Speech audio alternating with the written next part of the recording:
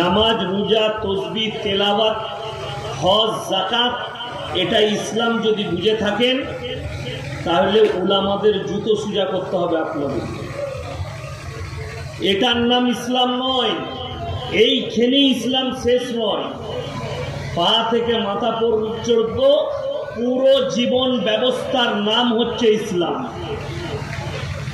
পুরো জীবন ব্যবস্থা, সেই জীবন ব্যবস্থায় কোনো মৌলবি প্রমাণ দিতে পারবে না যে রসুল আকরাম সাল্লাল্লাহু আলাইহি সাল্লাম এই ইসলাম প্রচার করার জন্য আল্লাহর হাবিবকে জিহাদ করতে হয়েছে। জিহাদের অনেকগুলো ব্যাখ্যা আছে, তার মধ্যে সবথেকে বড় জিহাদ সেটা হচ্ছে অনেকগুলো কাফেরদের সঙ্গে যুদ্ধ করতে হয়েছে। তবে ইসলাম আপনার কাছে পৌঁছেছে। সাহাবীরা শহীদ হয়েছে, জানের মালের কুরবানি দিয়েছে, তারপরে ইসলাম পৃথিবীর বুকে ছড়িয়েছে। আল্লাহ রসুল সাল্লাল্লাহু আলাইহি সাল্লাম তয়েফের মাটিতে রক্তাক্ত হয়েছে। এই যে স্বাধীন ভারতবর্ষে বসে আছেন, এই ভারতবর্ষের সব জাতি, হিন্দু, মুসলিম, শিখ, ইসাই, শিডুল, সবাই ইংরেজদের সঙ্গে যুদ্ধে প্রাণ দিয়েছে, তবে আজকে স্বাধীন। এখানে একটা ব্যাখ্যা শুনে যান। মুসলমানদের মধ্যে সব থেকে বেশি দেশের জন্য যারা প্রাণ দিয়েছে তারা হচ্ছে আলেম সম্প্রদায়। এটা ইতিহাস বলছি। দিল্লি থেকে লাহোর এমন কোনো গাছ ছিল না, 56,000 আলেমকে তারা ফাঁসির মঞ্চে ঝুলিয়েছিল ইংরেজের বাচ্চারা। দেশ স্বাধীন হয়েছে। আজকে যদি সমীক্ষা করা হয়, বলে দিই, আপনি মুসলমান দাবি করছেন, নন্দীগ্রামে বাস করেন, মাথায় টুপিও আছে, মুখে দাড়িও আছে, নামাজও পড়ছেন, আপনি মুমিন বলে দাবি করেছেন। বর্তমানে ভারতবর্ষে জনসংখ্যা ইসলামে মুসলমানদের 30 কোটি, ঠিক কিনা? এটা সরকারের সমীক্ষা। আমাকে যদি সমীক্ষা বলে তো আমার কাছে 40 কোটি আসবে আমার সমীক্ষায়। চলো সরকারের সমীক্ষায় মেনে নিচ্ছি 30 কোটি মুসলমান। আচ্ছা, বর্তমানে এমন কোনো বাড়ি নেই যে বাড়িতে দুটো এরকম অ্যান্ড্রয়েড মোবাইল নেই। ঠিক বললাম না ভুল বললাম? আছে না? না আছে। আমি একটা করে ধরলাম, তো 30 কোটি মুসলমানের কাছে 30 কোটি অ্যান্ড্রয়েড মোবাইল থাকবে। আপনাকে বুঝিয়ে দিই কেন মুসলমান কতটা ইসলামে অ্যাক্টিভ। এই মোবাইলটা এখন এমন একটা জিনিস, যদি কারোর কাছে এই মোবাইলে ফেসবুক থাকে, গোটা পৃথিবীটা কিন্তু এর ভেতরে ঢুকে যাচ্ছে। কথাটা বুঝতে পেরেছেন না? পারেন? London, America, Japan, German, Bangladesh, উত্তর কোরিয়া, দক্ষিণ কোরিয়া, পৃথিবীতে যেখানে যা হচ্ছে সব এই ফেসবুকে চলে আসবে, পেয়ে যাবেন।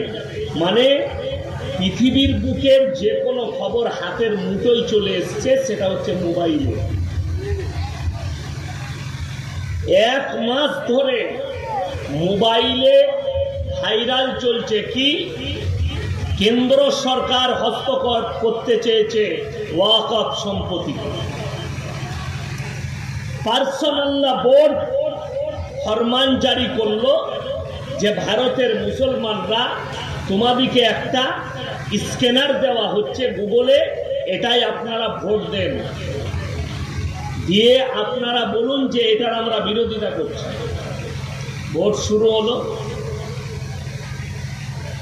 সমীক্ষায় বলছে গোটা ভারতে মাত্র 4.5 কোটি ভোট পড়েছে।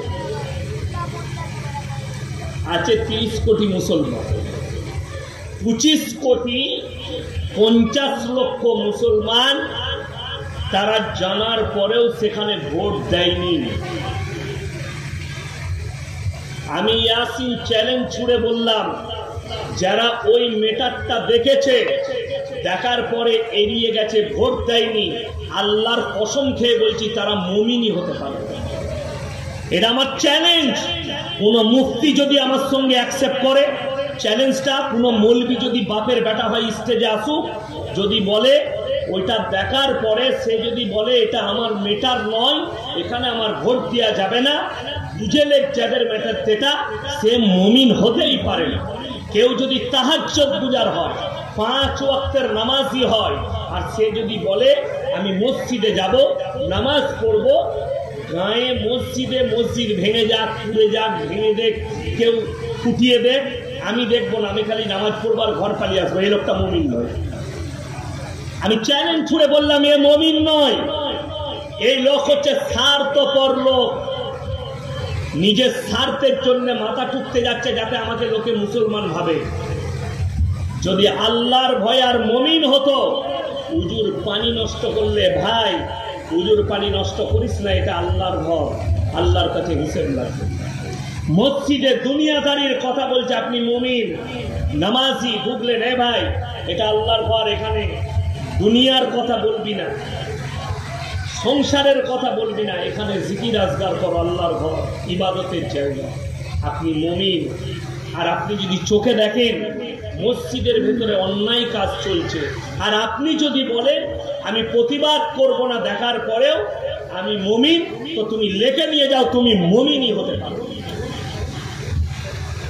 বড় কষ্টের বিষয়। তুমি মোবাইলে কেউ নিজের ফটো দিলে, কেউ বইয়ের ফটো দিলে, তুমি সেখানে লাইক করছো, লাভ দিয়ে লাইক করছো, সেখানে তুমি তাকে লাভ চিহ্ন দিয়ে কমেন্ট করছো। আর এত বড় মেটার তোমার চোখের সামনে, তুমি একটা ভোট দিতে পারবে না। তোমার থেকে নির্লজ্জাবান, তোমার থেকে দুর্বল মুসলমান পৃথিবীতে আর কে হতে পারে? আল্লামা ইকবাল লিখেছে, ইস ঘর কো আগ লাগি ঘর কি চিরাগ সে। মুসলমান তোমরা নিজেদের ঘরে নিজের আগুন ধরিয়েছ, পৃথিবীর মানুষকে গালি দিয়ে লাভ হবে না। আপনি অন্য জাতিকে গালি দেন।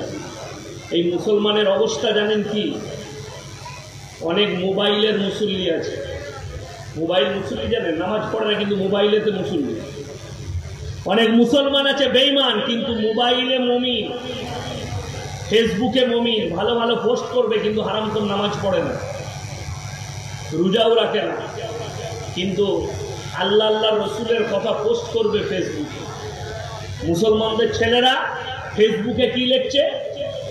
আমাদের মহব্বতের বাবরি মসজিদ ভেঙে গেছে। হারামখোর, তুই বাবরি মসজিদের লেগে কাঁদছিস, আর তোর মসজিদ তোর লেগে কাঁদছে, তুই জীবনে নামাজ পড়তে যাচ্ছিস।